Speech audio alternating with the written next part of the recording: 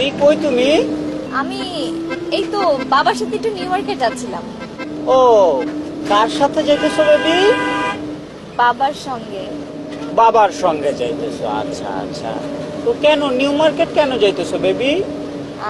বাবা আমাকে ড্রেস কিনে দিবে এই জন্য। ও, ড্রেস কিনে দিবা, আচ্ছা আচ্ছা ঠিক আছে, যাও বেবি নিউ মার্কেট গিয়ে সবচাইতে সুন্দর ড্রেসটা কিনবা, ঠিক আছে? পারলে আমার জন্য একটা নিয়ে এসো। যাও বেবি, টাটা টাটা। আর ওই শ্বশুর আব্বাকে আমার সালাম দিও, ঠিক আছে? ভুলে যাও না, হ্যাঁ? Tata tata, love you baby, love you. কে ফোন দিছে? ফ্রেন্ড, ফ্রেন্ডরা তো প্রশ্ন করবো কেন? তুমি না একটা ফালতু, খালি সন্দেহ করে। তোমার সাথে সম্পর্ক রাখা একটা ফালতু ব্যাপার। গান রাগ করো কেন?